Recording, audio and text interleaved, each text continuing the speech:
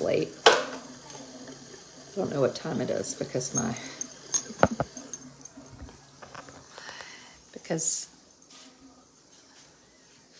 clock says 12:26, but clearly that's not right.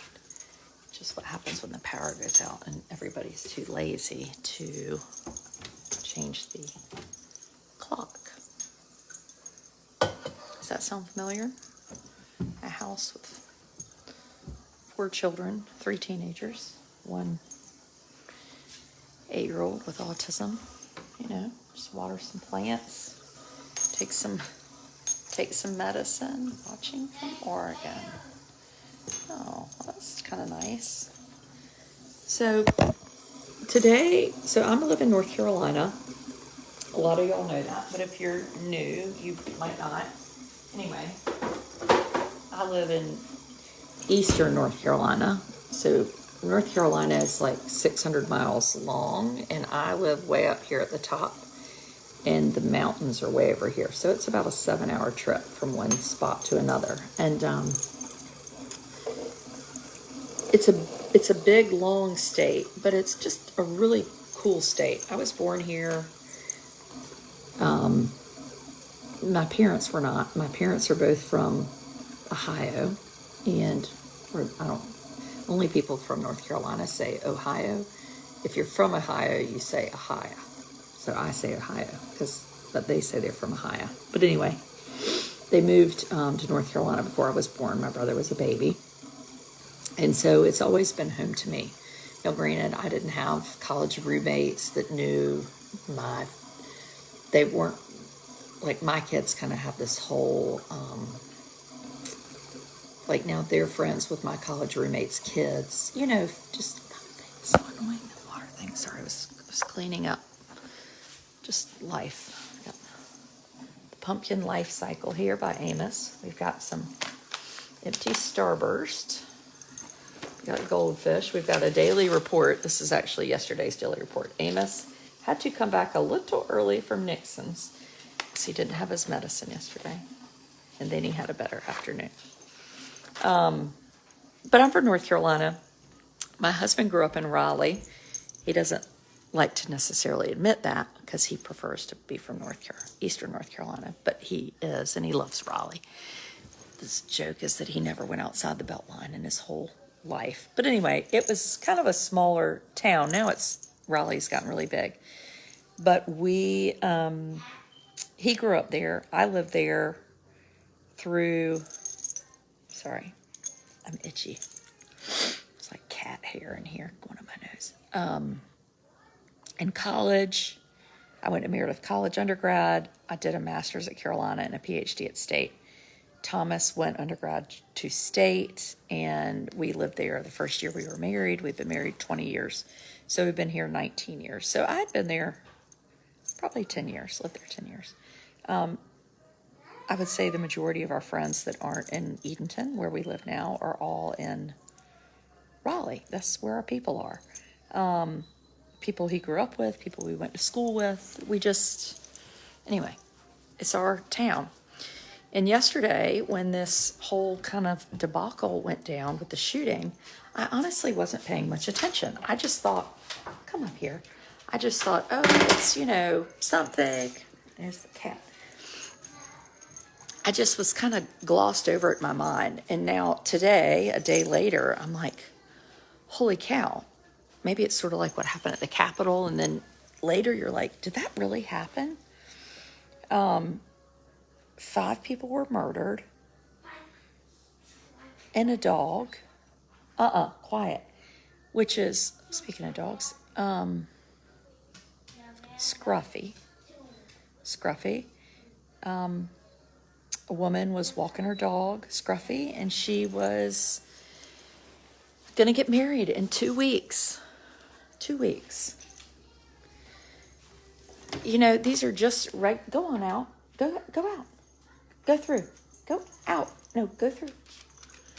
These are people just like me and you, just minding their own business, walking their dogs, a mother of 3 sons. In 1 second, life has changed. I know this. Like, I get this. We all get this. We know this. But then I forget. And I tell you what's really gotten me. Tonight, I talked to my 15-year-old son. So I have a 15-year-old and a 16-year-old son. I have two boys, brothers, who are very different and adore one another. Like, it's my life, right? And I'm watching this happen 130 miles down the road. And so tonight, my two boys are off at boarding school. And I called my sons. And of course, they, don't answer when I call them because, that's how they do. But my 15-year-old son called me right back. And the real reason he called me right back is because he wants me to get him a couch. He thinks if he has a couch, he's just going to be, I don't know what he's planning to do, but he wants a couch. And I'm not buying him any couch. So anyway, but right now he's trying to kind of kiss ASS. So he's answering my phone calls. So I said, I was talking to him about the week and what he was up to and flashing everybody. And I said, Russell, did you hear about what happened in Raleigh? And he was like, no. I said, well, there were two brothers and the 15-year-old brother killed his 16-year-old brother. And he stopped for a minute and he said, why would he do that? And I said, I don't know. And he said, well, I don't want to talk about this. This is depressing. And I thought, I said, well, I'm not trying to depress you. I'm just trying to understand. But you're right. You don't have all the answers. And I wanted you to know that I loved you. Now, the 16-year-old never did call me back. But I was really thinking about that. And I was thinking, he doesn't want to talk about it. And you have a family, a mom and a dad, and they have two sons. And last night, I hear from a police officer. The mom and dad of these two boys were in their car waiting to get into their neighborhood, both their cars, like a zillion other people. They were just like all the other parents trying to get home last night. They go in their house and they find their 16-year-old son has been murdered in the bathroom. And is that when they knew? Like, when did they know that it was their son that did it? And thinking about them. And honestly, my heart breaks for them. And maybe it breaks for them because I have a 15 and a 16-year-old boys. And I love them and do the best I can for them. And I just cannot imagine how heartbroken they are. No more heartbroken, but maybe, than all these families and everything people have been lost. I mean, what a waste. What a waste. Gosh, I guess I just think about that mama because I am that mama. And I don't think my sons would do anything like that. But I tell you, I don't want to talk about it. It's depressing. I think sometimes we're not having these conversations with our children or with our students or with our friends. Like, are we saying, and recently losing a friend to suicide, and I asked another friend, I said, are you considering that? And she said, no, but thank you for asking.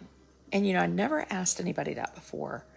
And it was uncomfortable to ask, but she wasn't upset that I asked. She said, thank you for asking. And it's like, we've got to be willing to have some of these conversations of, here this mom had been like, well, he might never smile in a picture. And like, my boys have gone through that where you're like, that child seems unhappy, or he's, grumpy, or he's this. But at what point as a parent do we say, hey, what's happening? What's really happening? Talk to me. Do you need help? Yeah, we have guns in our house, but we have a very large gun safe that has a code to it. And I don't even know the code. Only my husband knows the code. And you'll hear people say, I grew up with a gun and you didn't see me shooting people and this, that, and the other. I don't know what to tell you. I know that I don't think it's mental health. They say if you have mental health problems, you're more likely to be shot than to shoot. I think access to weapons clearly makes it easier. If you didn't have a gun, could you kill 5 people? Probably not. Probably not. I don't know where he got the gun from, Kate. I don't know. Tomorrow, I have a subscriber group, and my husband's an attorney licensed in North Carolina. And he's going to come on about 1 p.m. And do a smaller group because he's going to be kind of talking about the legal aspects about this. And North Carolina law and how if you're over 13 and you murder someone or you're accused of murder, I guess you're not supposed to say that, you're automatically charged as an adult. So the DA was kind of like, well, I think we'll charge him as an adult. There's no think about it. You have to by law. So I think the DA is like maybe trying to get credit. I have no idea. But anyway, my husband's going to come on and kind of talk about that and answer some questions from a legal standpoint. Which, why do you think it's not mental health? I feel that's the root of it all. Molly, I think because what would make the United States different than other countries, and there's very clear data about mental health and the victims of shooting versus people that shoot. And it does not appear to be, according to data that's been taken, a mental health problem, My 2 sons went to the gun range with him as children. I think you've got to look at, maybe it's like a perfect storm. And I think when we had the Crumbly boy, whose parents bought him the gun, I hope that this situation was not like that. I hope that was a little bit different. But I just think we don't know. I think one thing we know, the common thread that we do see is we see bullying. That's pretty obvious and regular that we do see bullying. Children do not take guns and go and murder people who have strong connections or social relationships. I mean, it's one reason I've always wanted my children to play sports teams. And ain't nobody that good at sports at my house. My husband says I've diluted the genetic pool of athletics, which is probably true. I mean, I always liked to play, but I'm not very competitive. I was never the best at anything. And it was fine. I had an older brother, 3 older cousins. I always lost. Life is too short to worry about always winning. But I've always wanted my kids to do sports, whether it's cross country or track or wrestling or tennis, whatever you want to do is fine because of that strong social connection, And I think when somebody is alone and doesn't have friends, things can go wrong. And I don't know if that happened this time. Do you think the older brother could have tried to stop the younger brother because he figured out? Maybe, Gloria. Maybe. I have no idea. I wondered the same thing. One of his classmates said he was quiet and withdrawn. He was dressed for combat. That's different attire. Yeah. We have camouflage in our house for hunting. Nobody has black boots, but, maybe if you have a child that is sort of isolated and they want black boots, maybe you're excited to buy them something. I don't know. I do know that it's no teacher's fault. I'm sure every teacher, every child, every neighbor, I think they're probably all wondering, what could I have done? What could I have done? What could I have done? And think the solution is bigger, than all of that.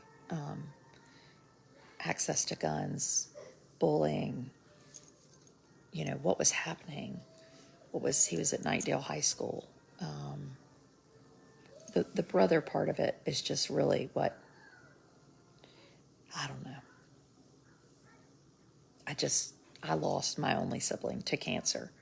And, people can say to you right now, it's 32 years later, what happened to your brother? And I can say he had cancer, and everybody's like, oh, that's too bad. Yes, Lisa, you're right. Not just sports is a way to connect.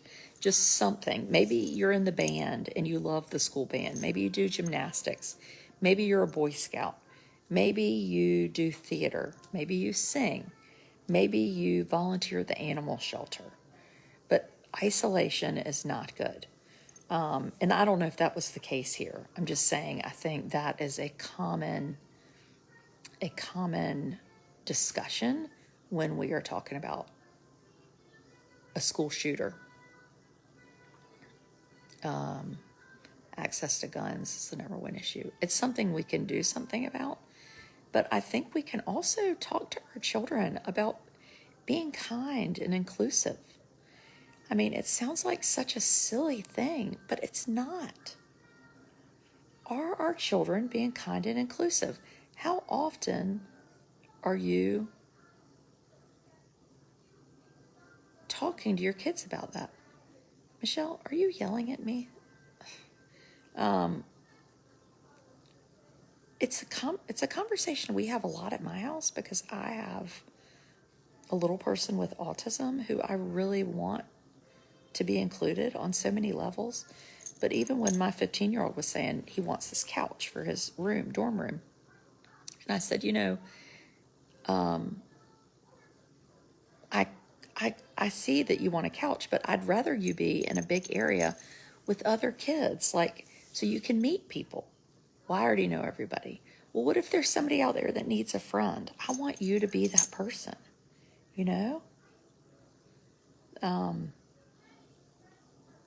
Are we saying that? Are we noticing? Church youth groups. Yes. Oh, I love a church youth group. We had ours over for dinner on Sunday night. I mean, I might not love to plan a birthday party, but I love to have youth group over here. Just anything you can do regarding. I think there's a little bit of a fallacy that these shooters have autism, which I can tell you is offensive to somebody who belongs to a person with autism. I think it's easy to say this person is crazy, this person is this person is that, where sometimes you're not always crazy. I'm married to a criminal attorney, but sometimes we just don't understand, but we need to try to. I would definitely recommend reading Sue Klebold's book about her son Dylan Klebold at Columbine. It's called A Mother's Reckoning. And she was really honest with herself about signs she should have noticed. And she let him be in his room alone with the door closed. And it was really helpful to have somebody say, it was her reckoning. What could I have done? What could I have done? And I think in parents, it's happened now. I don't think anybody could possibly be hurting more than that mother tonight. She has she has 2 children. One has been killed by her other son. Her son who killed all these people is now in critical condition. And she's probably, I just can't imagine what she's feeling, but I know she needs grace.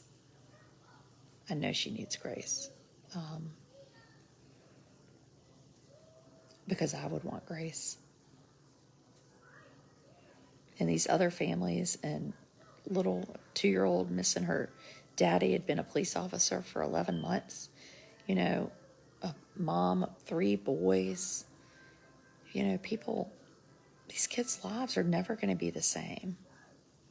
As a school counselor, I teach these concepts every month to classes in my middle school: kindness, empathy, inclusion. And Caroline, is it enough? It's just so hard.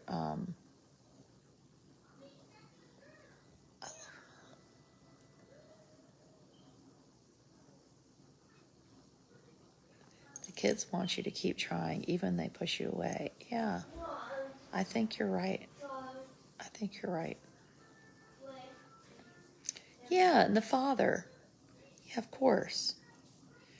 You know, I guess it's because I'm a mother. I think about being a mother and feeling like, you know, I've been the one that not raised the children, but I was the stay-at-home mom for 10 years. And, you know, I always feel like when they do something, my husband would get annoyed. I'd be like, oh, this is, you know, don't come after my babies. You know, this is what I poured all my heart and soul into. And of course my husband has too. But it's just, sometimes things are too much. And like my 15-year-old said, this is depressing. I don't want to talk about it. We've got to talk about it.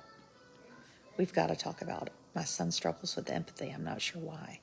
So, right, Stephanie, we've got to talk about it. So we say, okay, let's work on that. Let's understand, what does that mean? You know, what's happening with our kids? What's really happening? And, you know, they say, oh, eat dinner together, do this, do that. But, like, there is something to sitting down and spending time with your children. Maybe it's me FaceTiming mine or having youth group over here. But I think we can all do better and have those hard conversations. Tomorrow, subscribers, see you around 1 p.m. And we're going to talk to my husband, Thomas, who's a North Carolina attorney, actually a criminal attorney, and just kind of hear about how this will go. And I'm just curious to know, when you do have a child, what happens, you know? What are the laws in our state versus other states? But thank y'all. Hug your people.